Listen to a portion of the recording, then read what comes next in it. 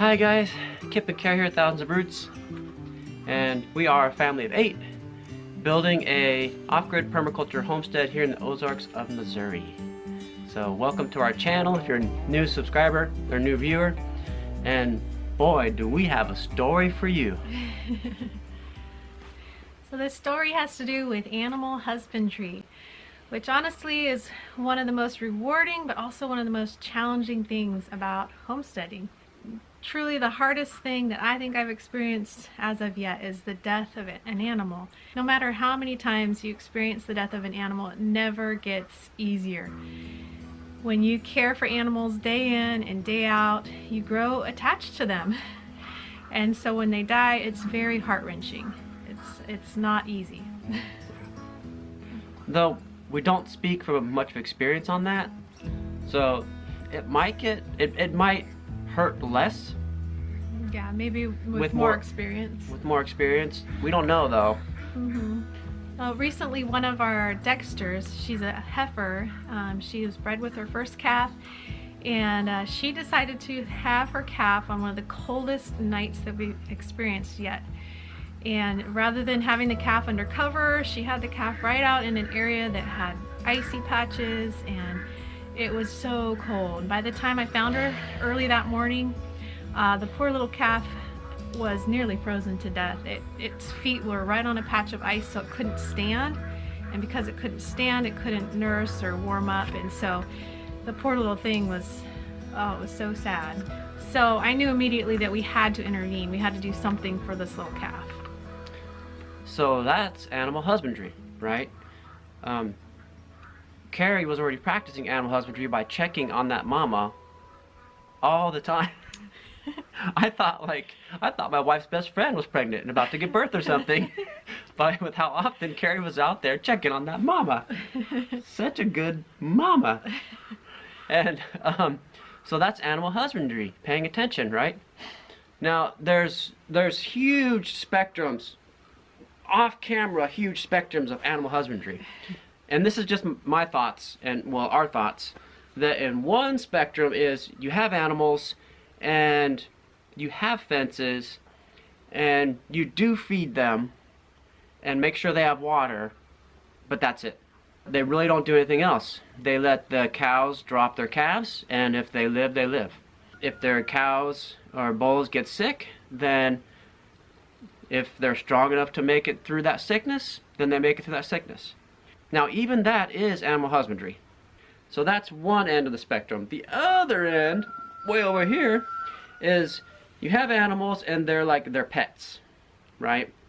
I mean, if anything's wrong with them at all, like their cat sneezes, they're starting to treat them, and call the vet and find out what's wrong and start to, give them stuff and, be ready to take them to the vet.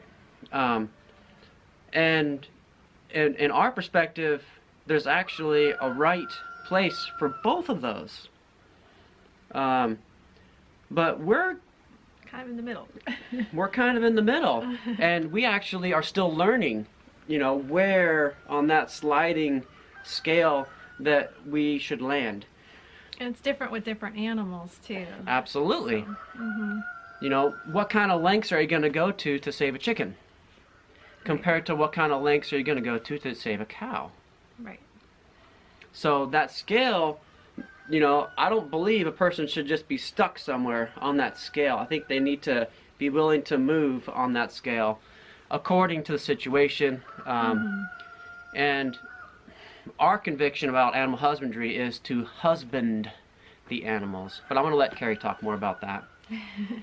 I think the thing that's helped me the most is to remember that all animals are going to face death someday. Animals out in the wild, they often face death in some terrible ways, and we don't see that, so it's kind of easy to put it out of sight, out of mind.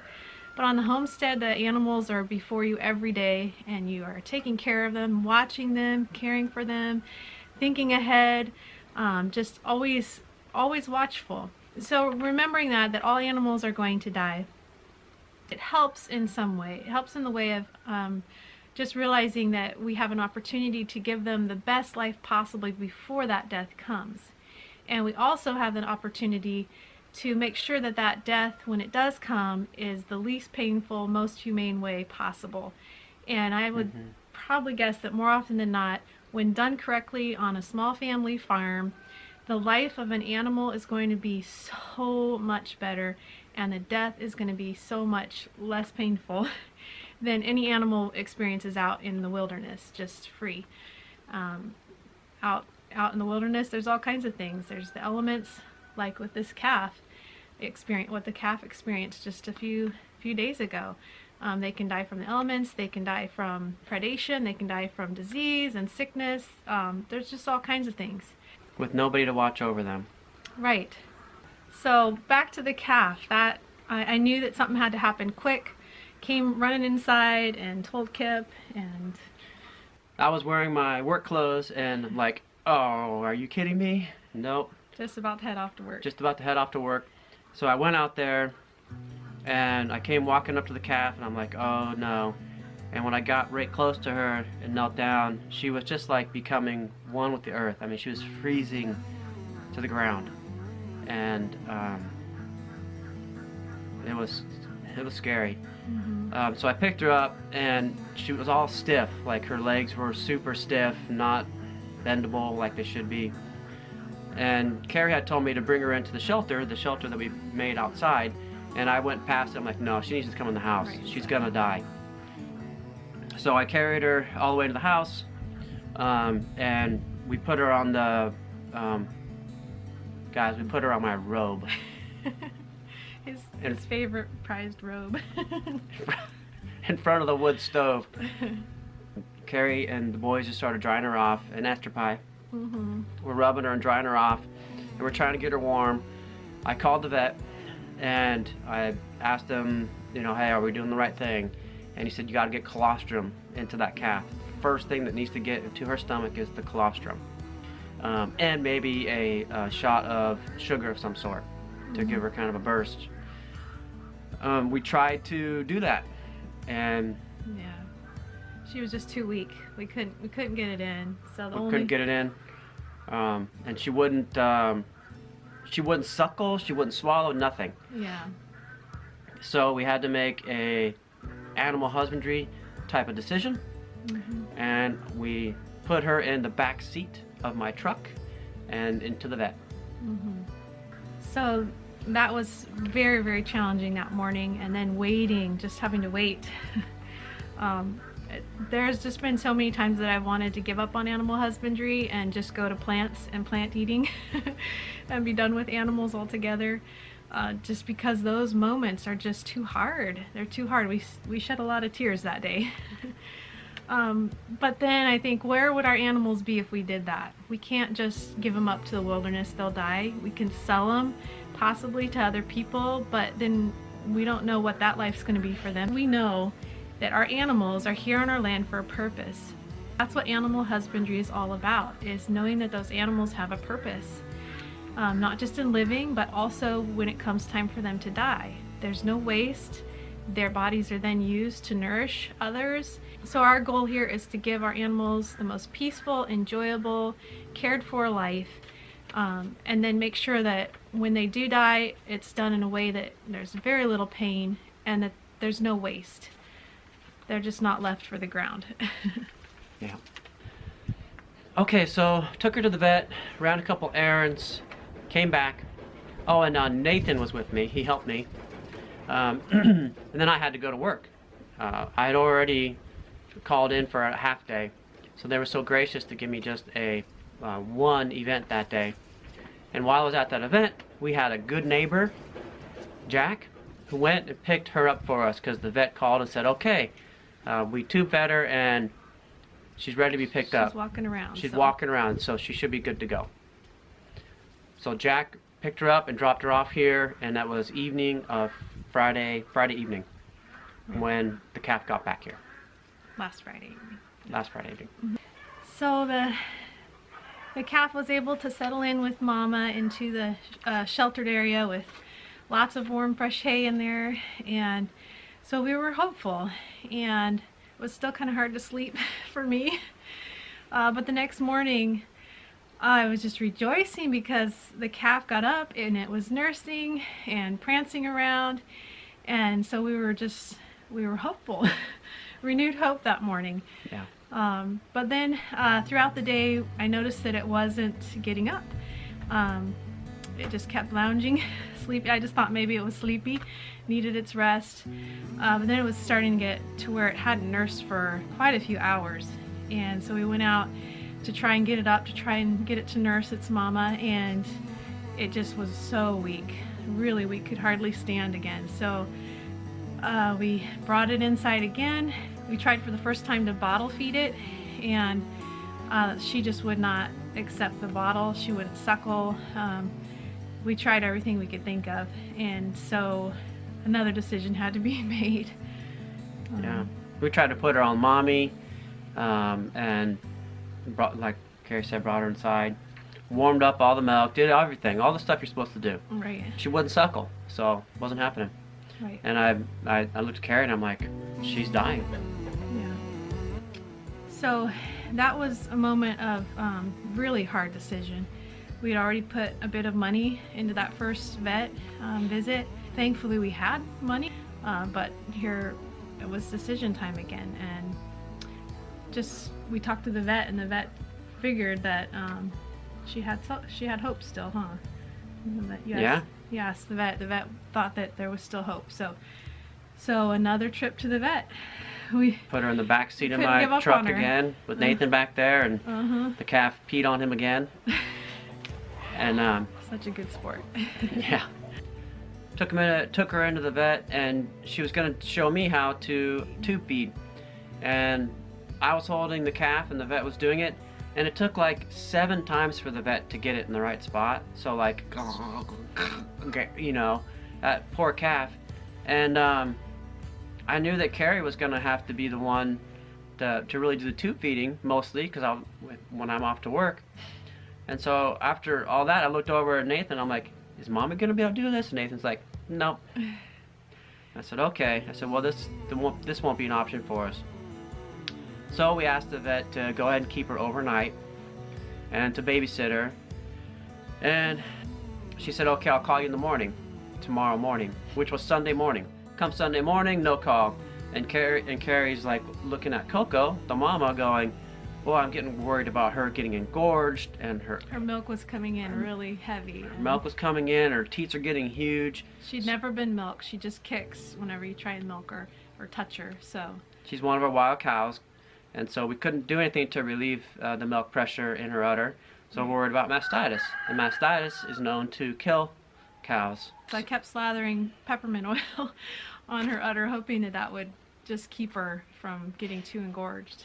Yep. So that helped, but we still hadn't heard anything by that evening. Yeah. So come evening, full 24 hours, no word. So we had no idea what was happening. So I called the vet's office and I left a message on their emergency line. And in the meantime, we set up the head gate so that we could get Coco in the head gate and try to milk her. So that was a not fun task to do, because that head gate weighs 200-ish pounds. Yeah. So we moved it in there. Me, Caleb, and Joshua carried it in there, set it up with T-posts and everything.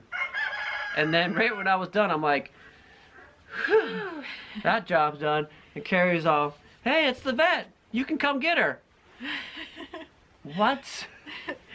Yeah, the vet called, and she had just fed the calf 2 full bottles, and it was looking good again. And so back to the vet. I'm like, okay, so she took bottles, so she trained bottles. She goes, yes. I said, okay, well, that's very hopeful then. Let's go get her. So me and Josh and Nathan jump in and go get her, and sure enough, she was lively when we went to get her. Brought her back here, took her out. As soon as she got out of that truck and we put her in the corralled area, she started following our milk cow Lil around, trying to get milk off of our milk cow. So we had to get our milk cow out so that the mama could get to her calf. She'd been bawling for her calf all day long and was so ready for that calf. And it was kind of comical because the baby was chasing Lil, the milk cow, and then the mama was chasing the calf. baby. So there was 3 of them just going all around. And then, so we got Lil out of there, and Yeah. the calf and mama worked together. And the calf just started relieving that mama. Latched Nurse on. Latched right on and kept going and going and going for a long time. So. And that was Sunday evening. Sunday night Mm-hmm. that happened. Then Monday morning, So the next morning she was up again, nursing, frolicking just like a normal calf. We did have to kind of stir her later in the afternoon to get her to wake up and nurse, but she got right up and nursed really well. And then last night she was up again nursing. We had another really cold night through the night. So I was a little concerned this morning, went out, peeked on her, and she was just all buried under the hay, happy as could be, and up again this morning, chasing the chickens and nursing and doing really well. so it looks like, you guys, that we saved her. Yes, he saved her. Yeah. The funny thing about that is that it's stewardship, right? It The is. Father has stewarded those animals to us, Yeah. and it's for us to husband them, Yes. okay? And when he gave us dominion over the animals, it wasn't the kind of dominion that is to Rule over them rule over meanly. them. Yeah, it's the kind of dominion that cares for them, that looks after them, that does the very best we possibly can for them. So I believe our Creator cares enough about us that He gave us that dominion over the animals because He knew that we would need the animals and the animals would need us. Scripture says that His eye is even on the sparrow. And one day He's going to restore all things. And the lion is going to lay down with the lamb. And children are going to play by the viper's den with no fear. And I just can't wait for that day. Indeed. Even so, Yes. come soon. Yes. Come soon, Yeshua. Mm-hmm. Well, that's our story, and we're so glad to have given you a happy ending. Mm-hmm. And that's also our understanding to this point on animal husbandry. We still have a lot to learn. So thanks for joining us today. We pray blessing over you and yours. And whatever you do, do it with your whole heart.